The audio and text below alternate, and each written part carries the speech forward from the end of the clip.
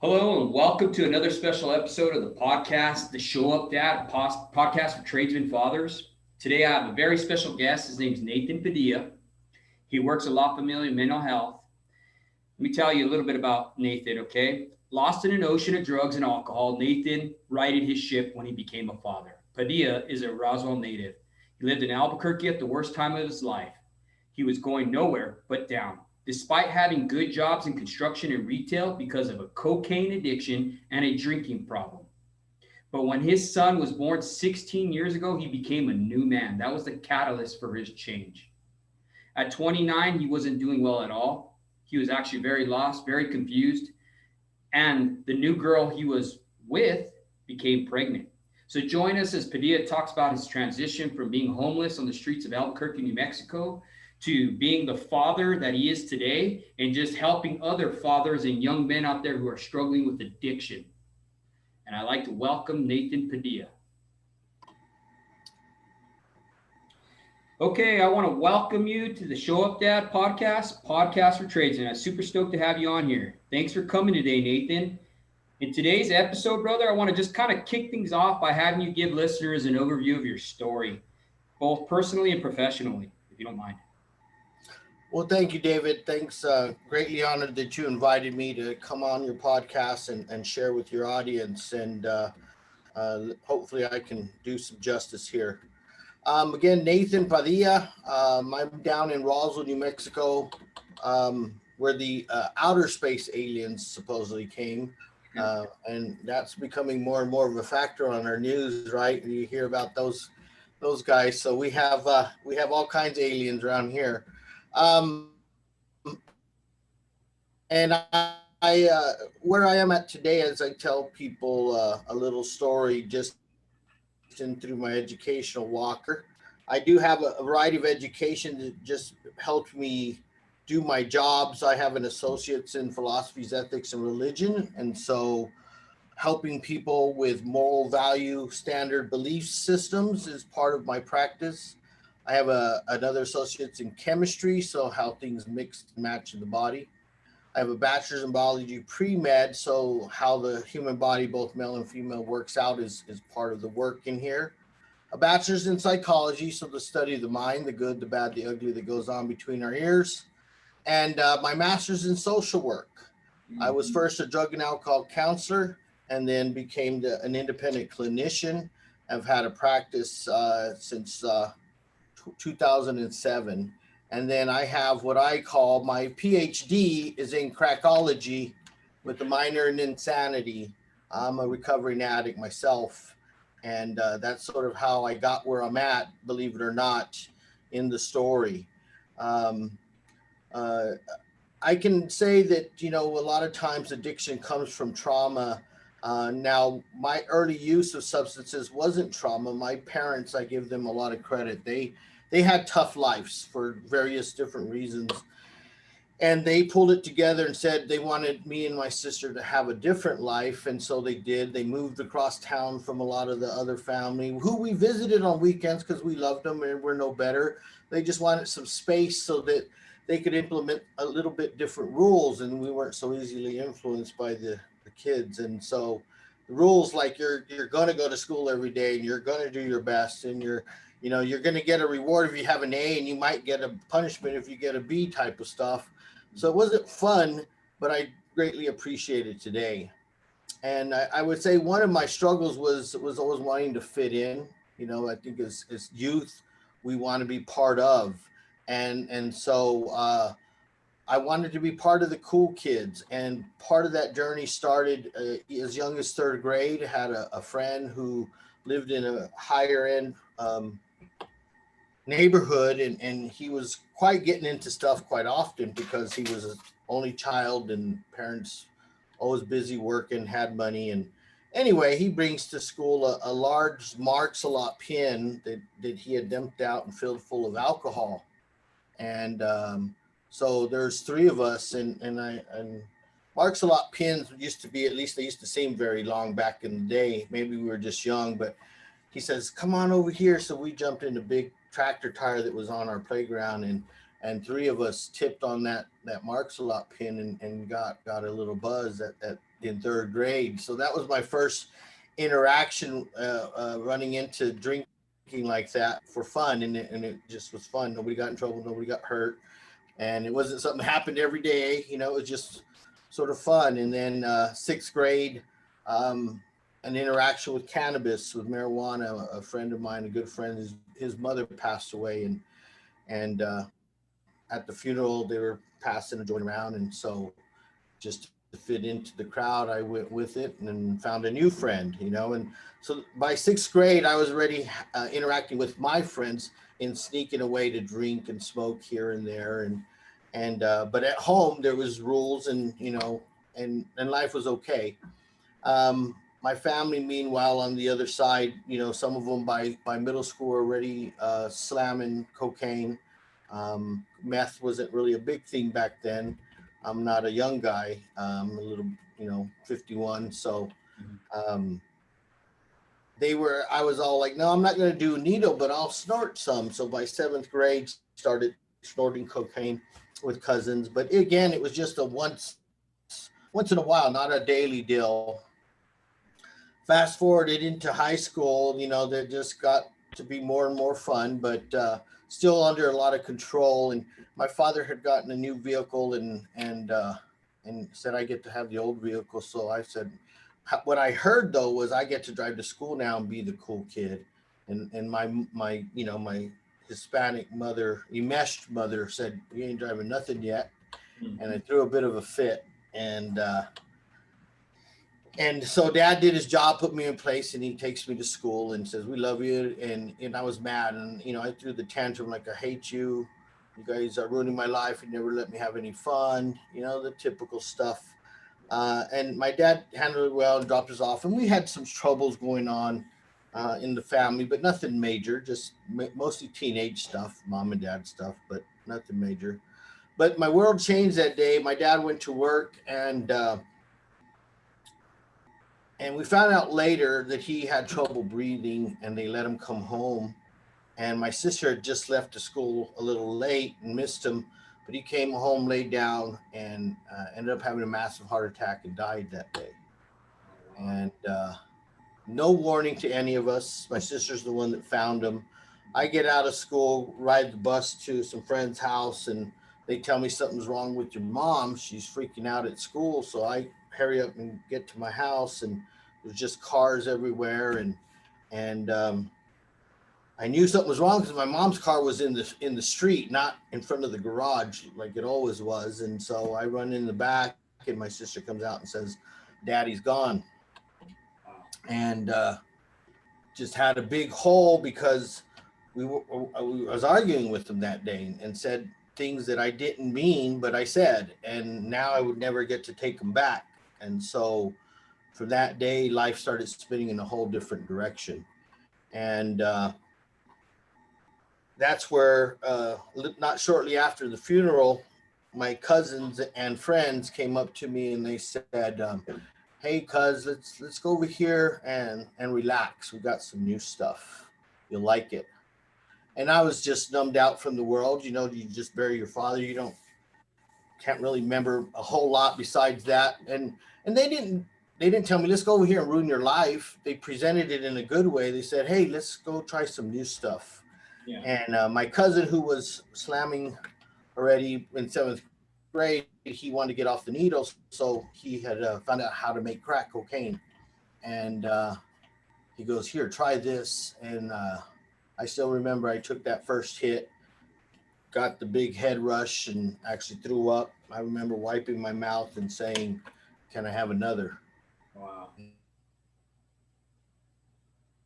And instantly, I know today that I was addicted. You know, on that day, the drinking and the smoking pot in the past were fun. But this was, I got to escape my reality. Mm-hmm. And then shortly after, I found out it was useful to sell it and get money and have power over others. And so at 15, running around with a whole lot of stuff and a lot of confusion. And that started my world in a wrongful desire. At the same time, mad at God, mad at the world because dad was gone and life started to change. And so all those things sort of spun me in a crazy direction. Finished high school. School was not hard. Um, Went off to Eastern in Portales and eventually still selling a lot of cocaine and marijuana, getting into trouble. And had already gotten to juvenile detentions in Roswell, found out my mom's. Um, what was strange, the Sunday before my father passed, he said, "When I'm gone, you guys listen to your mother." I said, "Okay." And mom said, "Down the road, you get yourself into trouble, you get yourself out of trouble." So I found that out when I went to juvie. She left me there. Yeah. and Tough love. and yeah, and again, didn't like that, but she made her point. And so then went off to Portales and more trouble, problems with the police, and eventually had to come home and had a back surgery, doing a little bad interactions, got a gunshot in the lower back and had to come home and take care of that. And uh, that was the first time I said in 1989 that I was going to stop using because I didn't want to die on the table. And I had to lay down for about 2 months. And the first thing I did when I got out was go with the same cousins and do the wrongful things and back on a mission. Fell in love with a girl and then chased her to Albuquerque. So by the end of '89, I was up in Albuquerque and tried to go to UNM, but UNM got in the way of my drinking and drugging. And then eventually tried TVI before it was TNN, and it got in the way of my fun. And so about 4 times trying to go to college, I just said, okay, I don't need to. I had another job, and drugs and alcohol were always intertwined in everything. There was nothing. I was in a car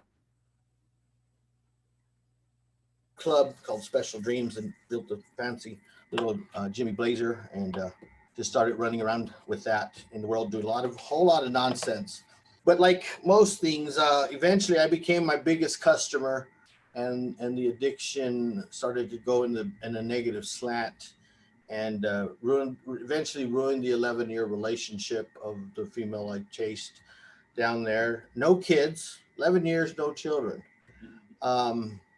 In '99, I hooked up with a girl that she just, it wasn't really Romeo and Juliet romance, is more of a crime partner hookup.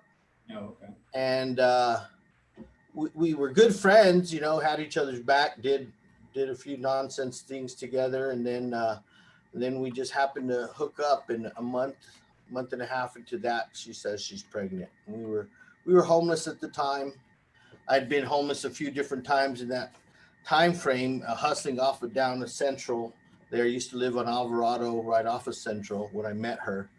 And she had the same qualities as me. We were both addicted to crack cocaine, both pretty much rebelling from life.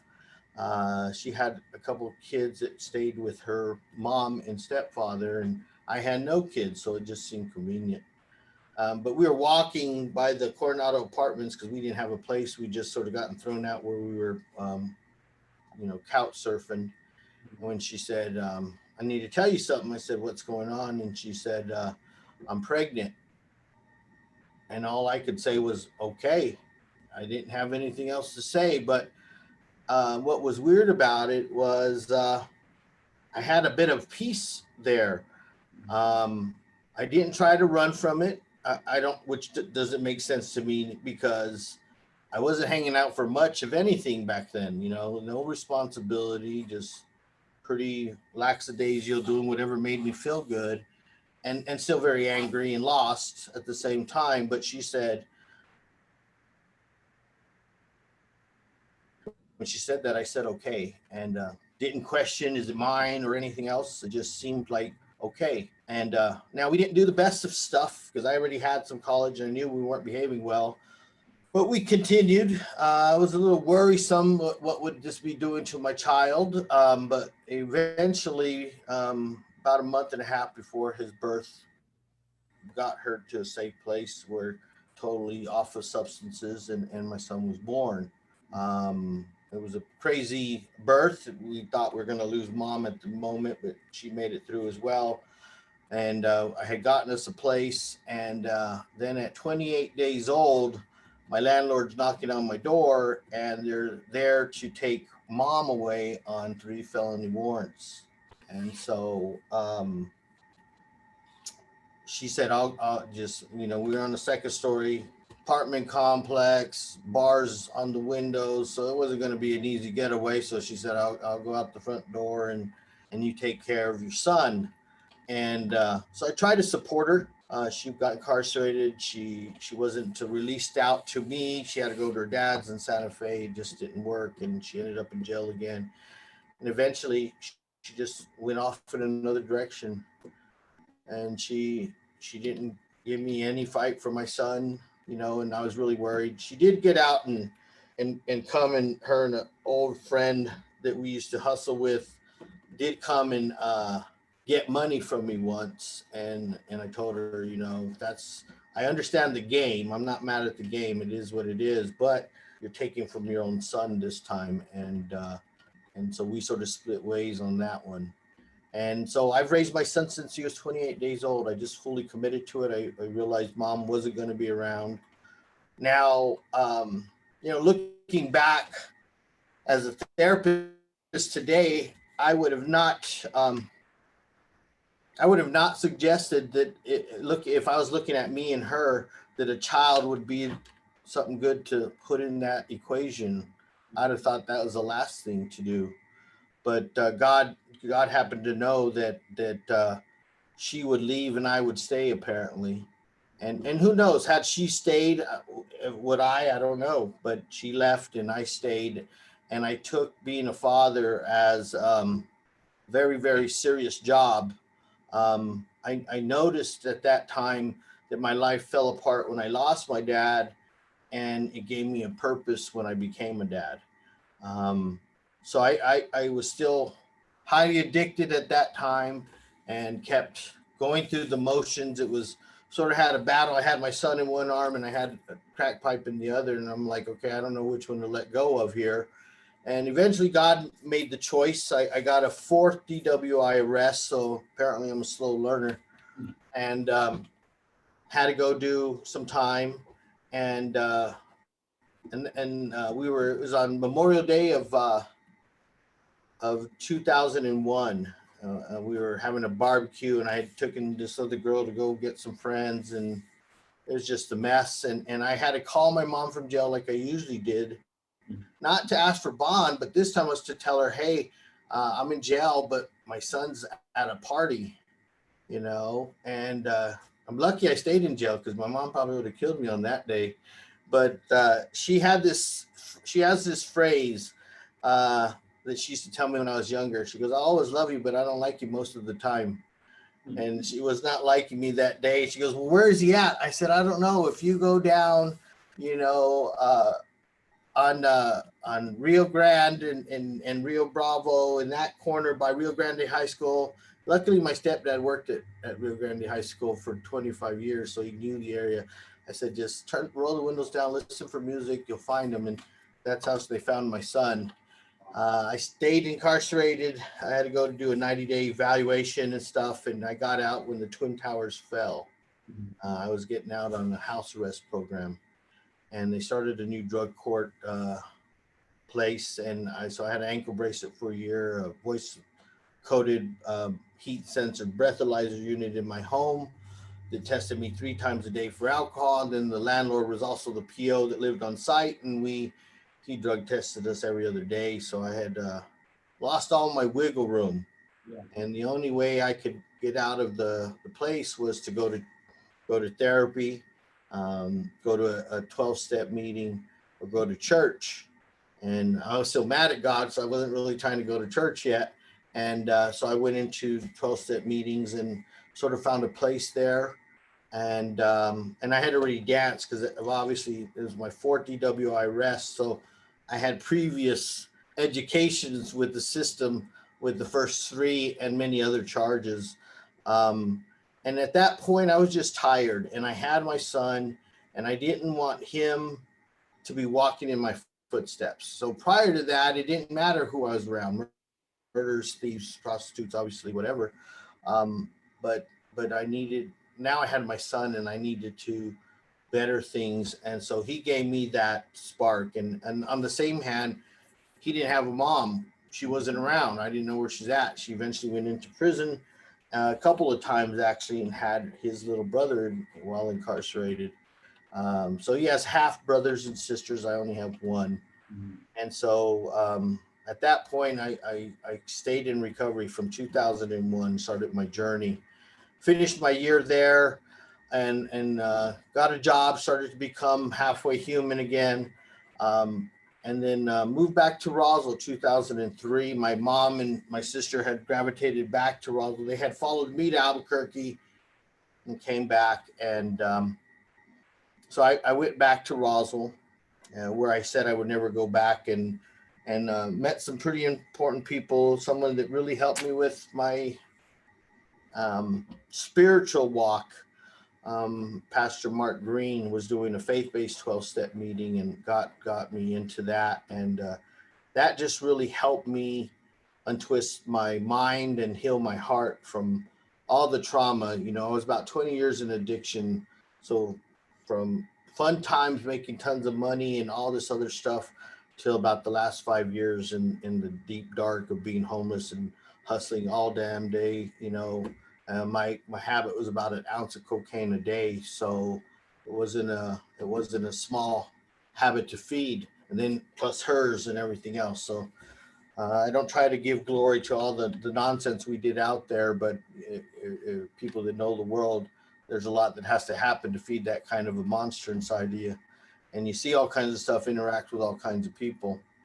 And so my focus was, again, to be a better dad. And I found out to be a better dad, because my mom would tell me when he was first born, if you love your son, you should just stop cocaine. And I said, Mom, I love my son. I buy him new Jordans. I put poison in me. And so we had to get this understanding. I had to get this understanding that the best thing I could give my son was not Jordans or stuff, but was to give him a better dad, to be there for him. And so I tell you what, I think being a father showed me more and how to be a man than anything else, more than going to jails and walking a yard or anything else. It was about knowing that there was a job and you had to do it. And it wasn't whether there's a female's job or a male's job, there's just a job and somebody's got to do it. So I think being a father was something that really helped me get into my purpose. And with that, to better me, I went back to school in 2003, and that's where I started the education I started out with in school. And from 2003 to 2009, we went just straight through. Me and my son went back to Portales, just me and him, and finished out my undergrad degrees there. Joined a fraternity, helped start one there, Lambda Theta Phi, which is the first National Greek fraternity. And good friend Diego Espinosa was trying to get that because he transferred from UNM down. And that got me into some service work. So it's strange, where fraternities are usually known for partying. This one was known more for service work. And so that along with my recovery, I think sort of pushed me into wanting to help others more than just save myself and my son. So after Portales, moved back to Roswell, did my master's out of the College of Highlands University, had a satellite school out here, and did my master's, and then started working in the field. Worked for an agency, a youth agency. They called me on a Sunday afternoon, offered me $22 an hour, and I thought it was a gift from God. I didn't even apply, and got the job and started helping. But they weren't so set. They didn't know what they were doing as far as addictions, and the lady was going on medical leave, so she said, "Can you help us with this program?" I said, "Sure." And she had not been fully trained, and I was already a licensed drug and alcohol counselor. And I said, "Sure, if you give us the green light, we'll build something." And I did. And 2 months when she returned, we went from 17 clients to 75. with the full screening and assessment and treatment planning system in place. And she didn't really like it. She didn't like all the work she would have to do. And she mentioned to her boss on January, I want to say it's January 5th of 2009, that I was smoking cocaine during Thanksgiving. And I'm well, there's one way to prove that. Let's do a hair test. And they didn't want a hair test. They just didn't want me there. I was the only Hispanic that had a criminal sentence, tattoos, and earrings.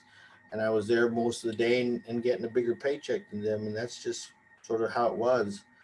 But it was in that job that I saw, again, which I'd seen throughout life, but saw it more.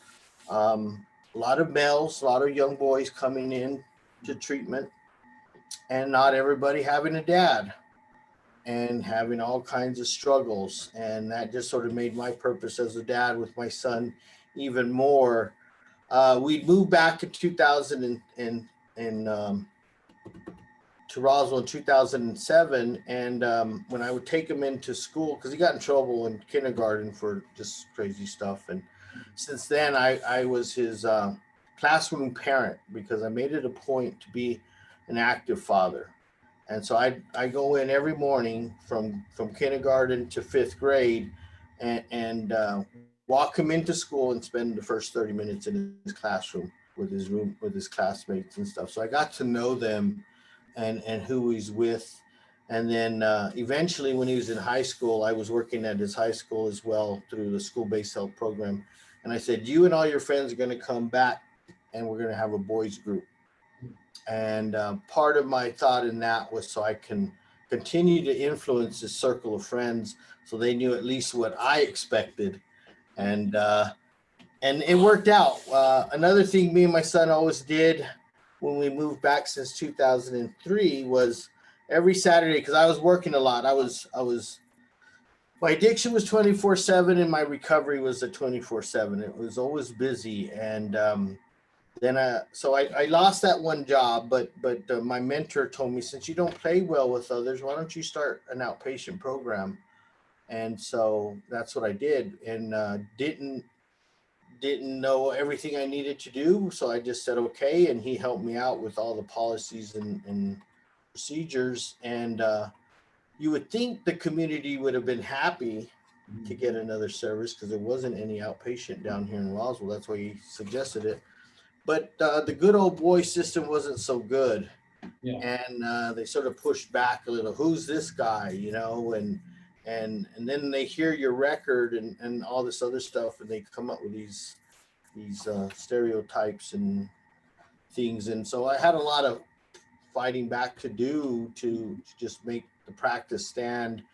So I was always busy, but what I did as a father, what I was getting to, was on every Saturday by 1:00, I stopped the world, and me and my son would go get a dinner and then go to the movies. Men are not necessarily known for talking, My father, as I mentioned, I gave him credit. When he was born, his father threw him into an outhouse, said it wasn't his son. And my great grandma had to literally dig him out of the outhouse and raised him. But I never saw that because my grandpa wasn't mean to us, and dad always took us to his house after church on Sundays. So it was confusing. And so I always wanted to be that active father. Now, my dad didn't ever throw me in the outhouse. That's good. But my dad didn't just talk to us like, how are you doing? What are your dreams? But he would teach me. He would wake me up on Saturday mornings and say, you're not going to like this, but you're going to come learn something. And he'd take me to work with him.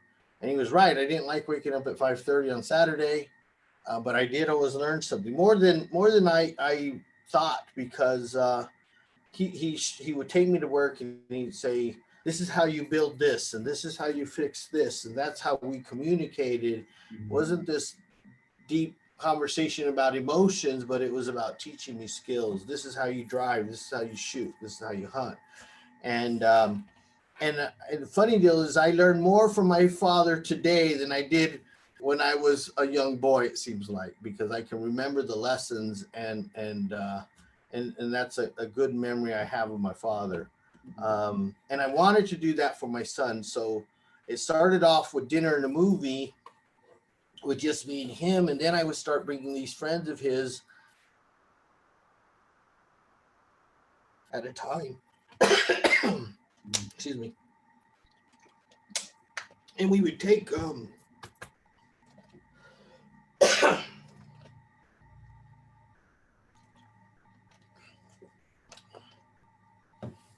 we take him and his friends to the movies and be able to talk about the movies different. So what did you learn here? So that was sort of the transition of learning how to talk more as a father to my son. So back to starting my own business, I said, well, we'll start with addictions because that was only a LADAC at the time. And so I started my program as an outpatient program. Then I got a contract with CYFD that wanted me to work with families. And here I start noticing again this problem of a lot of absent fathers, and also finding out the value of fathers, you know. And if we look at our country as a history, you know, when we had moms and dads in the home back in the 30s, life was hard, and we had all these rules. And then we festered this rebellion, you know, around Woodstock time and women's lib, and drugs and all these things came into place, and then we started having more and more absent fathers, of course, and the black communities, or, you know, slavery would separate the families, and so lots of single mom homes there. In Hispanic communities, drugs, alcohol, incarceration separates a lot of us. And I still remember, even in Albuquerque, when I showed up to get assistance, because I never had assistance growing up. My dad and mom did well, and we had pride, but I had to get out help, you know, when I was early recovery and had not much income. And I went in, and when I mentioned that I was a single father, they looked at me funny. They said, "Yeah, right." And I said, "No, it's just me and my son," and got it eventually. Then when I transferred my case down to Roswell, they said the same thing. They're like, a single father, like I guess didn't have a whole lot of men showing up trying to be a full-time dad. At least in Roswell, once I proved myself, they were very supportive, helped me with some other kinds of programs, educational assistance, and that truly helped. And so then now back into this work with families, I just see that there is a lot of missing dads, in many ways, you know, from single mom homes to people who know who their dad is, but dad's not involved. And either way, and then you even look at our communities, sometimes they're saying dads aren't needed in the media in the modern world. And so I've made it a point to really focus, even at our church with Pastor Mark, who helped us. I started a group for the fathers, and maybe I was just underlining, I was stressed because I was the only truly single dad. I said, why don't you guys bring your children to the church one day a week, and we're going to have some Bible reading, and we're going to have some activities. I just wanted the dads to have more bonding time, because I found out that it was all those things together that just made me and my son more connected, you know. I'm glad to say my son's now 21. He's a big guy, you know. So I'm big little Nate, and he's little big Nate, and he's he's in Roswell right now, but he's in his 4th year at UNM, and he's a great musician, a gifted musician. I also learned a few tricks in that. One was to just be there to support my son to become who he is, and not necessarily try to dictate who he needed to be. And so when he first asked to play basketball, I signed him up, and then he was standing on the court with his hands in his pocket. I said, well, this may not be his gift. And then eventually by 5th grade, he said, can I try playing the violin. I said, well, okay, I'll get prepared for some noise. But the truth is, I can't remember ever hearing noise out of my son. So he plays the violin. He played it in an orchestra, so classical. Then he played it in the mariachi, and he became the first chair violinist in both. And he even played some fiddle music on his violin. Wow. And he plays the viola. I put him in. He wanted piano. He's a gifted piano player. Self-taught himself the guitar and the accordion, and so music was his skill. But he's also very smart. He went into school, and because, as I mentioned, my father died of a massive heart attack. The men in our family, pretty much everyone's died of a massive heart attack. So he goes, Dad, I'm going to go be a cardiologist to keep you alive. And that was his first adventure, and he started well into it, and he's changed his mind now. He's gone to a psychiatric nurse practitioner, and now he's looking at becoming a master social worker. So right now, when he graduates, he will be like Dad. He'll have a psychology and a biology degree, and then we'll see if he's going to come and follow me into my business. We was able to start not only an outpatient program, but I also have a nonprofit, and we do a lot of work with teenagers. We got a teen program, homeless teens. Contract with DOH on a Sex Can Wait curriculum that we put out once a year with kids in a group setting. A food bank, Roadrunner mobile food pantry. So, and then I joined another agency, La Familia Mental Health, and so I have the largest outpatient recovery program in Roswell, most of the biggest numbers. And then we also have a family parenting for recovery where we focus on relationships and try to do a lot of mentoring. You know, we got I'm doing some juvenile probation groups and trying to do separating them into gender specific. So I'm wanting to create time for the males and their fathers to come in at least once a month as a in a sense a family session to try to promote those connections, you know. So as I could say, my life fell apart when I lost my dad, and then gave me purpose when I became a father. And that's just sort of what I keep doing, is trying to be his dad and set a high bar. So if he's going to follow me, he's got some work to do. Yeah, exactly. And Exactly. and he does it. I think it's interesting, Nathan, that just listening to your story and the transition from you losing your dad at an early age, you becoming a father, and just that whole coming around circle that you have to go through, where your influence, right, is now being a catapult for your son to where he even wants to be like you. That's how important our influence as a father is. I mean, he went from wanting to be a cardiologist, right, to save his dad, to now doing exactly what his father is doing. That's how much influence we have as fathers. Can you expand a little bit more about that and what you've seen? Sure. I you know, as I said, my dad was an idol to me. Even though I wasn't getting along with him that day, and I said, I hate you. It was more of I wasn't getting my way, so I was mad. I did idolize my dad. He was a superhero in my eyes because he was just solid. He was there. He was strong. He was a provider. And when I lost that, it was just a mess. And my mom's a strong woman. She was probably tougher than Dad in her own ways. But what I realized is women can teach boys how to become a good person, but they don't have the same ability to teach a boy how to become a man.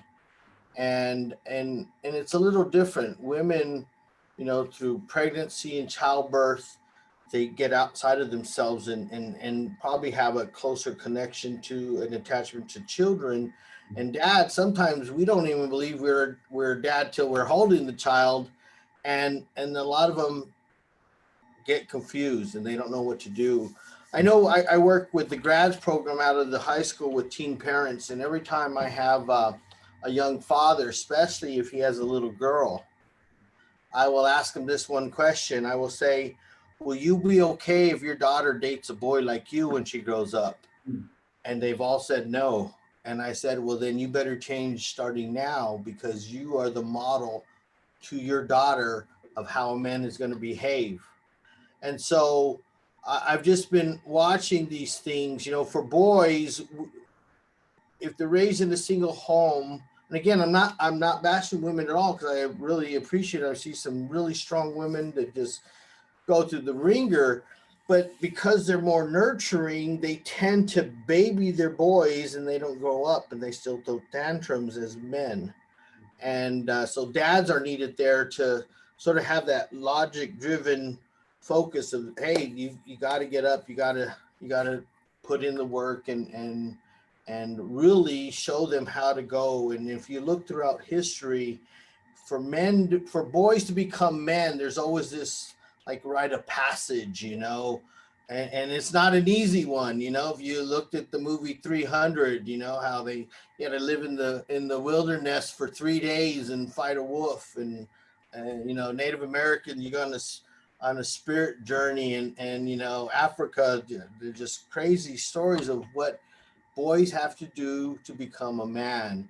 And there's usually not women involved in there because they're too nurturing. So I think men are just needed to show them how you step up. And I think as men, we got to be able to talk more, and put in. And now with daughters, fathers are, just important. As I teach from 3 to 5, dads give daughters the security to go out and explore and know they have someone behind them to give them strength. But in the teenage years, and when they're little, dads can wrestle and tickle them. But when we get to the teenage years and they start to develop, then dads are like, oh my God, I don't know what to do.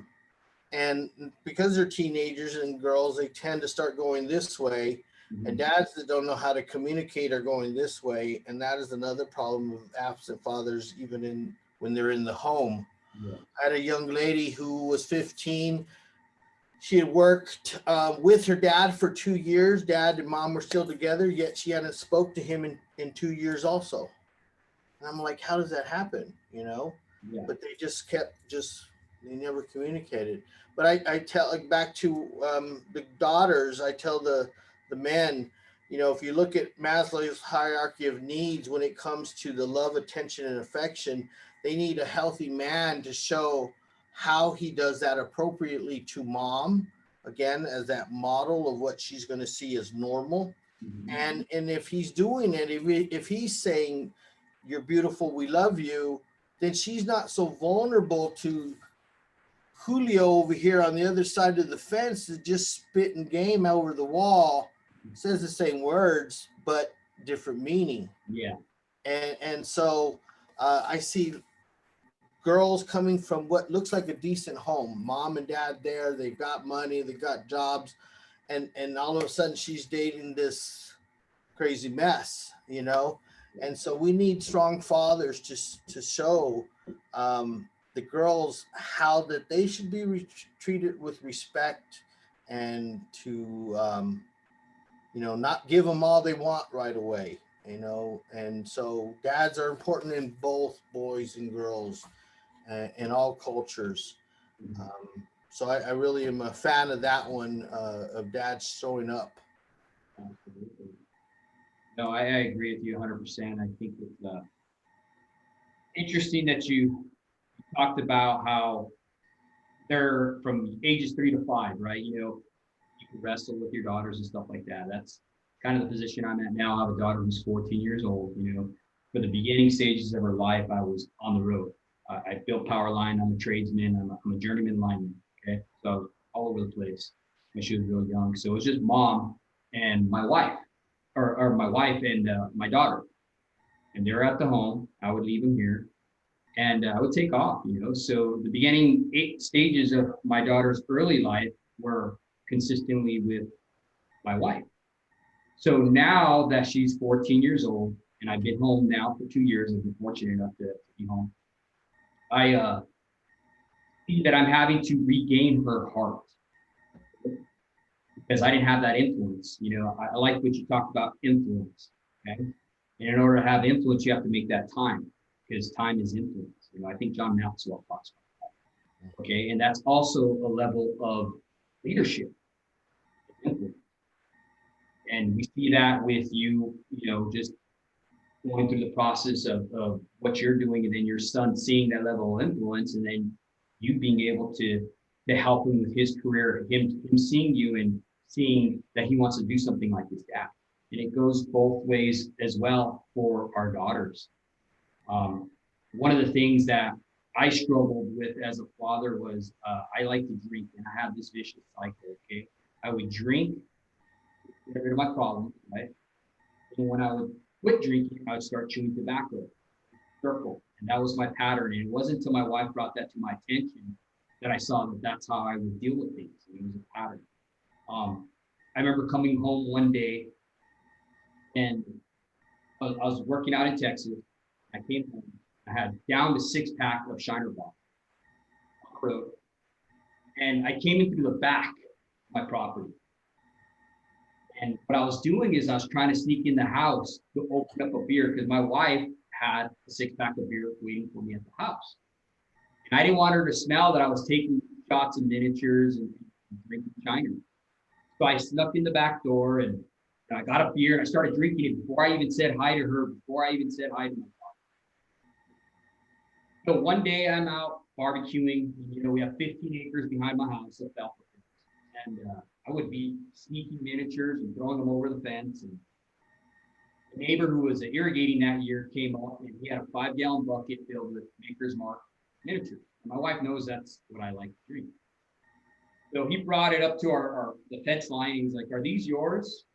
And I looked at my wife, and she gave me that look, like, shook her head, and she went inside. And I was like, yeah, I'll take those. I'm sorry about that, bro. I didn't know anybody had that property.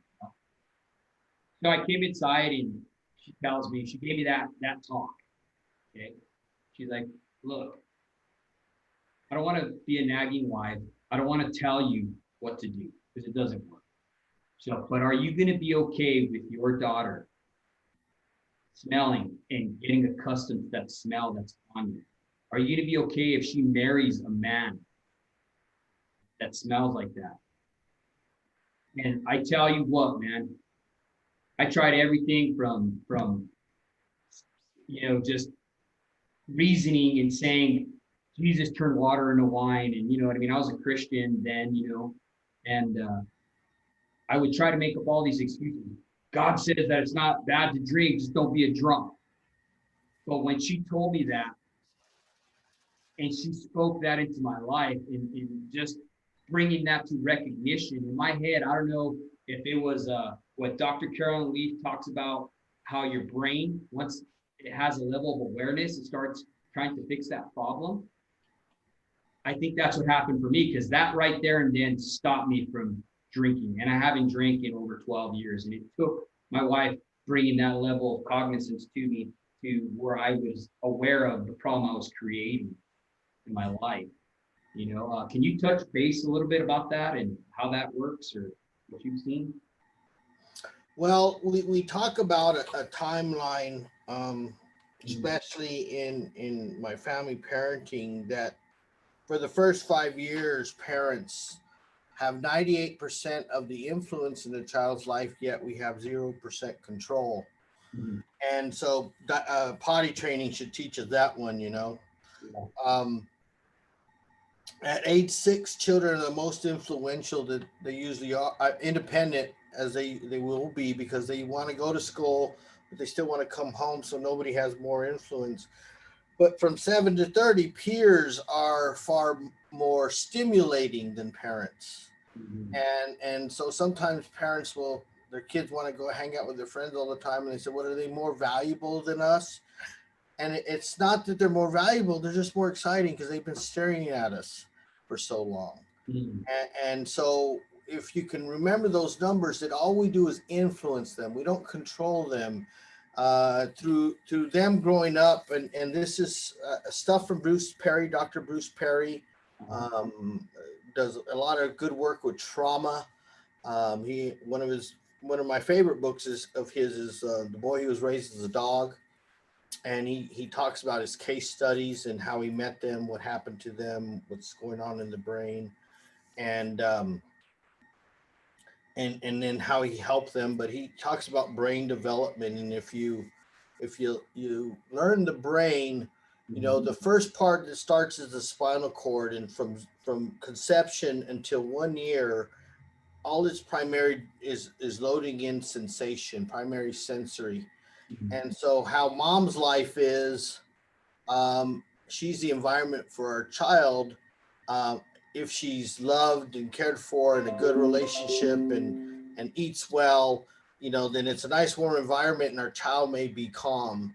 But if mom is a mess, has mental health, my son's mom, he's literally a crack baby by standards, and they're wired that way. Then you got to understand that and how to influence that. The next mode is fight, flight, or freeze, and secondary processing. So first they feel, if they don't feel safe, they're going to react. So fighting can be verbally or physically. Flighting can be physically leaving or running into behaviors like drugs, relationships, gambling. And then freezing is depression, isolation. And up to this point, children are just natural believers. They're just absorbing stuff. They're not learning whether it's right or wrong. They're just pulling it in, because that next stage, the limbic stage where it says memory, and we confuse our kids, because when we're little, we tell them about Santa Claus. We tell them the story of this nice man that leaves you presents. But then when we're too lazy to chase him down the hall, we introduce the boogeyman or the kukui, so we install fear at the same time. But the more screwed up part is Santa Claus isn't real and the boogeyman is, and sometimes we may be the boogeyman at times, And so kids will just learn these things. And then when they're in the puberty stage, they're just plugging things in from their memory to see if we are going to accept it. And so we got to realize the things they're plugging in are the things that we did. So in parenting, I have a few rules in my parenting class. The very first rule is, it is not the parent's job to make their child happy, because happiness is an internal deal, that I can be content with what I have right now and be okay. That doesn't mean I don't want more, but I don't need it to be okay right now. But it is the parent's job to create the environment to experience happiness in. And that's where our involvement is, right? Rule number 2 is, if a child does something wrong, your first question should be, did they learn that from me? Because they probably did, because you're 98% of the influence. And if they did, then you correct yourself and you can lead them down that path. And then the third is, a child will only do what you allow them to do more than once. So that's why you need to nip it in the bud when they do something that isn't good or healthy. And when it's a safety deal, we tend to, right? If they're running towards the socket with a fork, you don't play games with that. But then they do other things and we just blow it off. They cuss and we laugh at it or something. And so they're always watching us again, like your wife told you, and I tell the teenage boys, everything we do is getting absorbed in, and they're going to determine, I'm going to try this at some state. So we're influencing those things. What I've also learned from Dr. Leaf and her daughter last year on a panel, they were talking, and Dominique said one time, she goes, Mom, and it was just about parenting. And Dominique told her mom, you're probably one of the smartest people that I've ever will know, with all your, 4 PhDs and stuff. But sometimes I didn't want your knowledge and wisdom. I just wanted you to listen to me. Wow. And I brought that home, and I started realizing, as parents, we're good talkers. Stop this, do that, go to bed, leave them alone, get off your phone.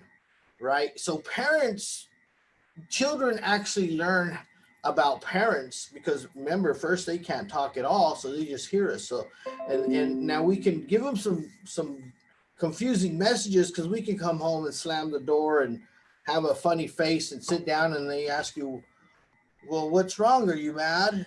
And we say, no, I'm not mad. So we lie in our words, but our tone and our body language is giving them another signal. sometimes we got to watch that. We got to make sure that we are passing on a clear message, Yeah. in our communications. But then the listening part, learning how to really just listen. And I tell my parents and my couples therapy, I'll tell them, Mm. you need to remember your role when you're a parent, that again, it's not your job to make them happy, but so many people will do things out of their own emotions. So say the kid does something wrong and you have to punish them, but you feel bad because they're upset. And so parents will then give in. Mm-hmm. And I tell parents, well, when you give in, you're actually being very selfish because you're focused on how you feel rather than what's best for the child to learn. Had a mom coming in here and the kid is just acting like a monster to her. She behaved in my office because I have rules when they come in. I tell them, here's rules. You might get a snack here, or here's some stuff we may play with, but there's rules. We're here for a job. And they listened well. Well, this mom was pulling her hair out saying, what did I do so wrong? And I said, well, it's not that you did anything wrong. You just did a lot of things you thought were good. And they've told it up to that old saying, the road to hell is paved with good intentions. And so, just having that structure, Yeah. you talking about your daughter had me remember a story. And one thing I'll tell my fathers is, one, invest in Post-it notes. Yeah. Right? I love you. You're beautiful. And you stick it right in the middle of her mirror, because a teenage girl is going to look in the mirror. Oh, yeah. She's going to see it. It's going to bug her, and she's going to laugh. But I heard this one story, and there was a man who had a daughter, and it was her senior year, and he realized, I'm about to lose her to college, and I don't even know her that well. And for one semester, and it was the last semester, January through May, he made a promise with her. He goes, we need to really get to know each other. And he said, we're going to go to breakfast every Saturday, just me and you. Mm-hmm. And it was, breakfast is something we normally do. So it wasn't something odd, So the first time they went out to, IHOP and stuff, and it was a little awkward because they'd never gone just by themselves. And they had a couple of rules, no phones and stuff. And it's just going to be me and you. Yeah. And then by the second, third one, it's just some more small talk. And eventually it became a highlight of their week that it was just her and dad going to lunch. And then when she went off to college, she still would video chat with him on Saturday mornings. And they just really grew a really good relationship off of something very simple, just putting time and learning to listen, So back to us telling kids all the time, they tend to know how we think.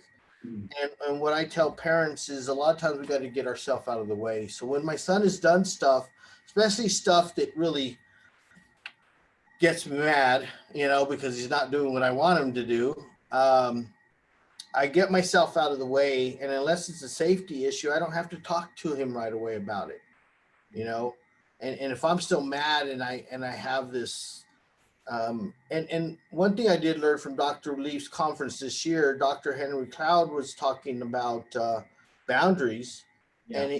and that the emotion of frustration is a needed emotion for learning. Mm-hmm. Because when we're frustrated, it's because we're plugging in from our memory something that should work, but it's not working. Yeah. So the frustration is going to make us try something else. Yeah. And then you pair that up with anger, the secondary emotion that is usually because what I want isn't working, but anger causes change. Most people don't change their life till they're angry enough about it. Mm-hmm. And so then you use that energy to make the positive change rather than a negative change, because anger can go either way by then, and just to push that change through. And so, with our kids, we just got to learn. And I teach, again, out of that Maslow's hierarchy of needs. And I'll give an example. Once my son's senior year, he had a car. I had given him a car, and he had a few rules for his graduation, get a newer car. And he had this girlfriend that lived in Farmington. We met her family in Albuquerque one time. We were up there for solo and ensemble, and we met him. And then he had been in some trouble for staying out late. My son's never done nothing majorly big, but he's all, Dad, can I go spend the night at my friend's? We're going to go to the breast cancer walk, and we have a late walk. And then we just want to go and have a bonfire. And I didn't let him stay too many nights when he was little. And I was feeling, like I said, a little bad. And I said, okay, go ahead, son, but be home early because there's stuff to do. All right, Dad. Well, my son takes off to Farmington. I get a call on a Friday, and I notice that the caller ID says Farmington, and it's the girlfriend's dad. And he says, hello. I said, hello. And he goes, I just finished talking to my daughter, and she said that little Nathan was on his way up here to visit her. And we thought, well, fine, are they going to stay the night? And the daughter said, no, he said he has to be home by 7:30 in the morning. And he goes, so I just didn't think that sounded right. So I was calling you. I said, well, I really appreciate your calling me, sir. Apparently I need to go real quick. And so I hung up, and I called my son. He answers just, brightful. Hey, Dad, what are you doing? And because I had a client in my office at the same time too. I'm all, turn your car around. He goes, Dad. I said, turn your car around. He was in Klein's Corners. Oh, wow. And I said, get home.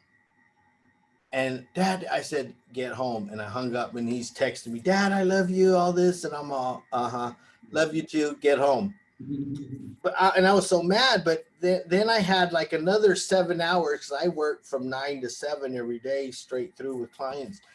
And in the back of the head, I'm got him tied to a post, and I'm beating him down, because like, what are you doing, kid? But all day I'm having to tell people about, be understanding and all this other stuff.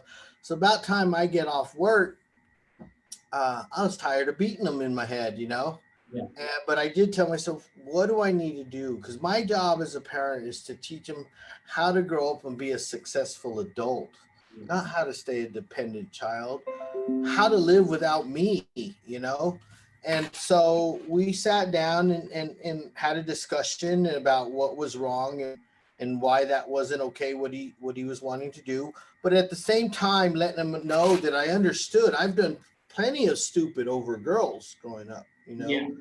So he knows my mess because he lived with it and some of it, and he's always been in the rooms of recovery.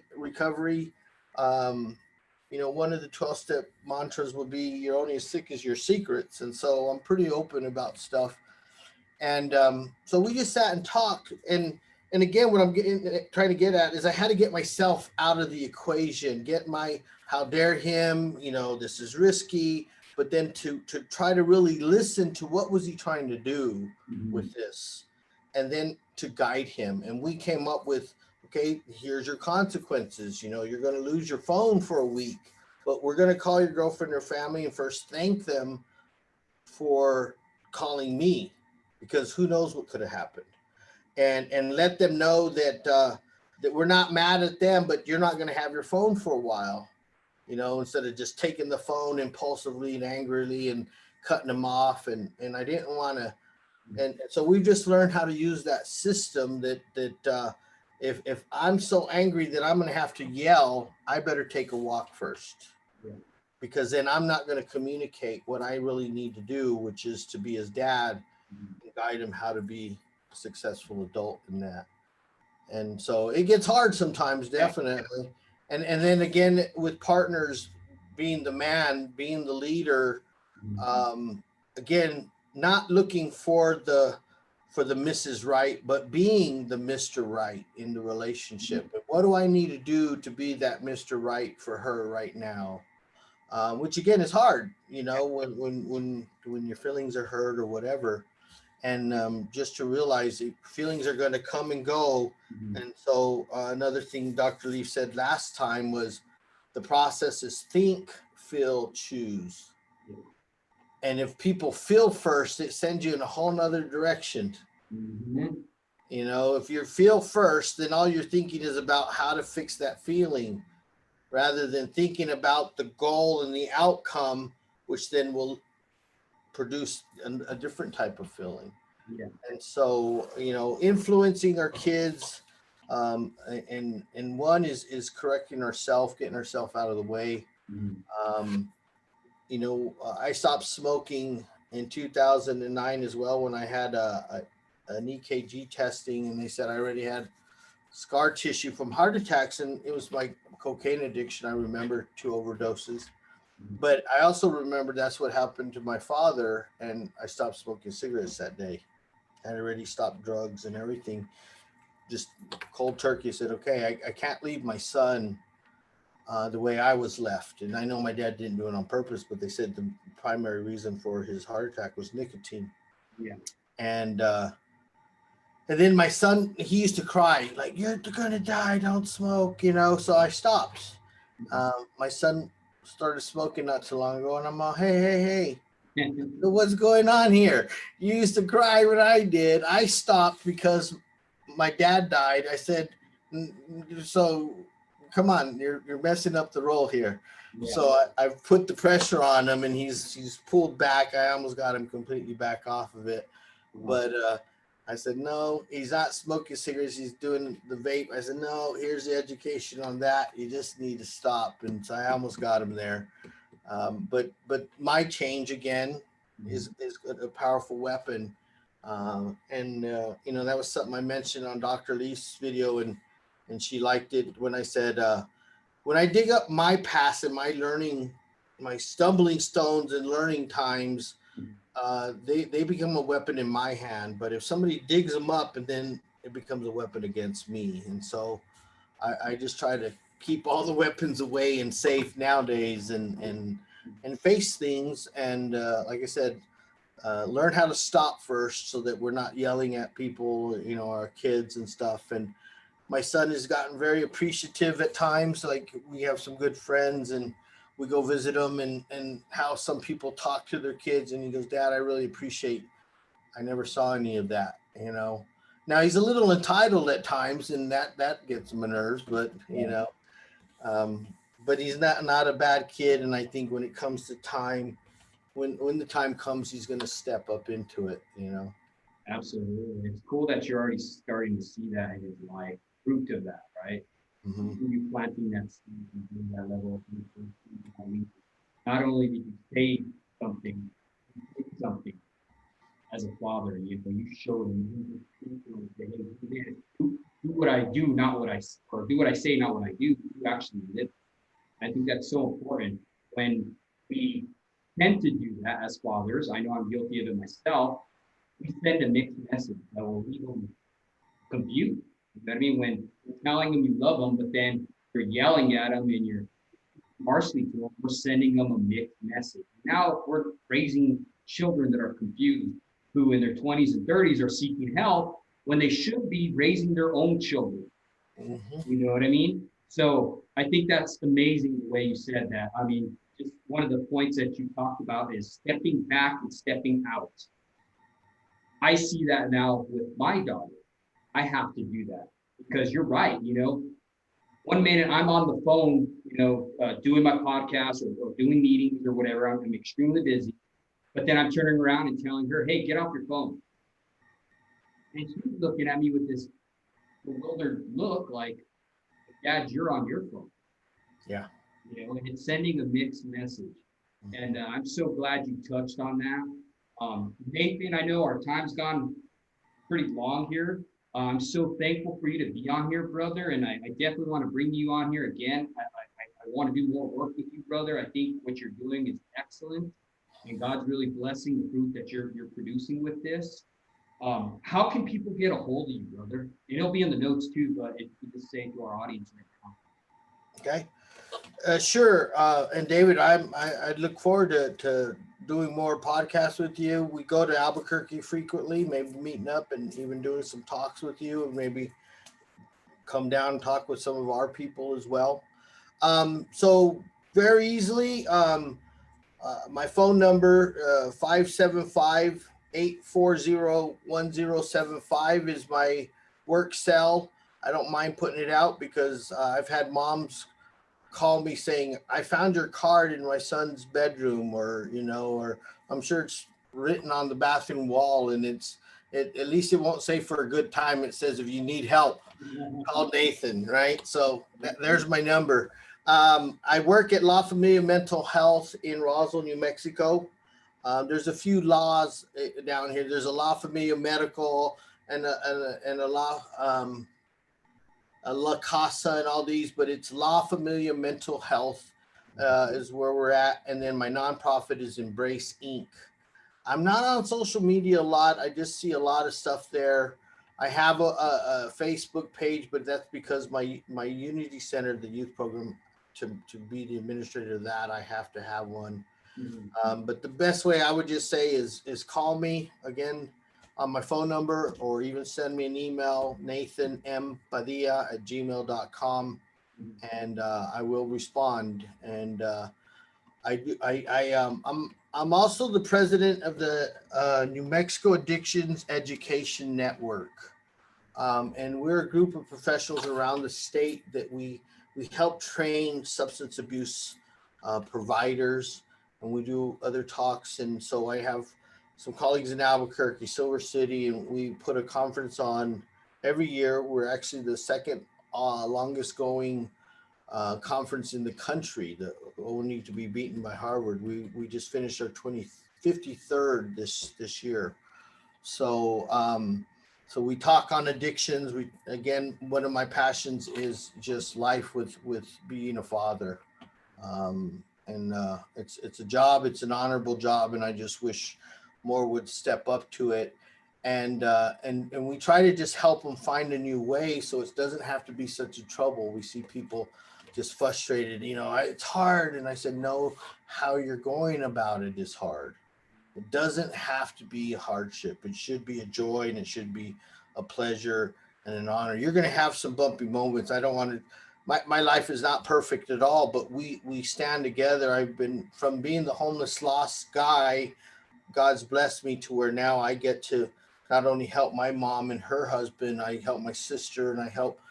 And so I find that is a responsibility of a good man as well, to help the people around him. So David, I love to interact some more, and if we didn't get over anything question wise, we can pick it up the next time. But I'm greatly honored that you reached out to me. Absolutely, brother. And one last thing for our listeners, Nathan. What is something that you're still working on that kind of you struggle with? How are you? What are the steps you're doing to overcome that? Okay. So I realized I was really broken. Actually, somebody told me that, when I was early recovery. She said, how good of a gift would you be if you offered yourself to a partner? And so I've put a lot of work into working in myself, cleaning out the closets. And so I figured out I'm a hard worker, and I've built a few good businesses. And I guess the hardest thing for me still is just making sure that I have that balance for everybody. Like I said, I usually stop the world for my son on Saturdays, but I think my substituting of addiction became workaholic. And I don't want to be that case, as you mentioned. You're saving everybody else, but you're not saving your family. So that's something I've been working on. And I got a strict structure for me. So I can't say I'm a happy man most of the time.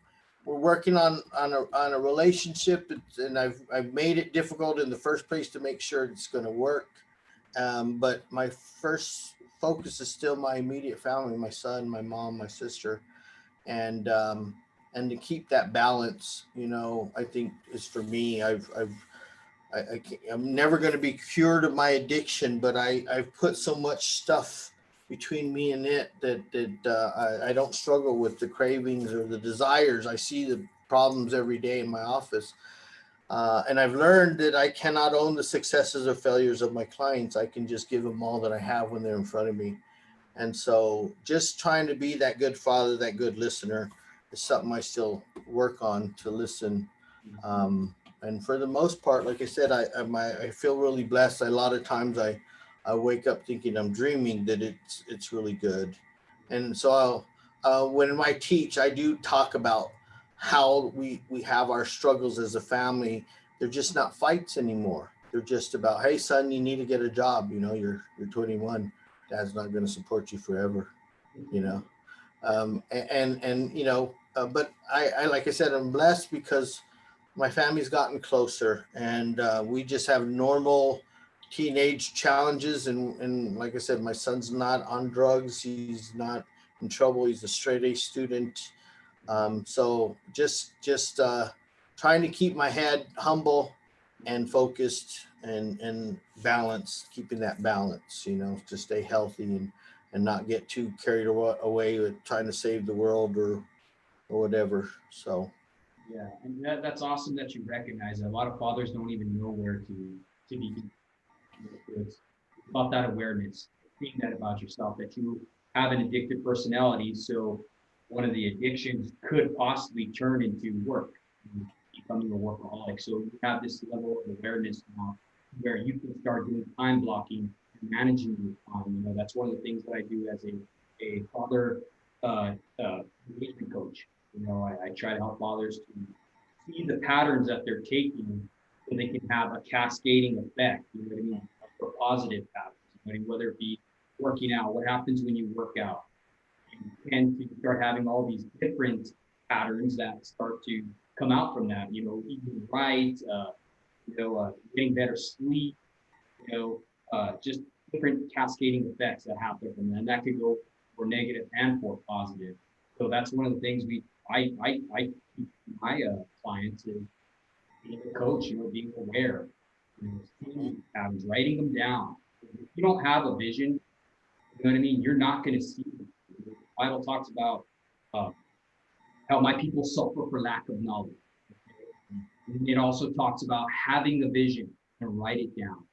So we practice, you know, at the father engagement coaching that I do, writing these vision boards, writing down your negatives, your positives, like you were talking about. And I think that's really helped a lot of people. I'm glad to see that you implement something like that in your life as well. And you're seeing the fruit of it, brother. You are. I mean, from where you were to where you are today is a complete transition to where the fruit that you're bearing is starting to pay off in your son. And that's such an amazing, that's such an amazing testimony, because that talks to our fathers out there that, hey, no matter where you are, don't give up, you know, engage with your child, make that conscious decision to be the father that's going to be there. And then these are the steps, and this is the fruit that you're going to have in your life. So I think that's important. That's the message that we're here speaking about on the Show Up Dad podcast.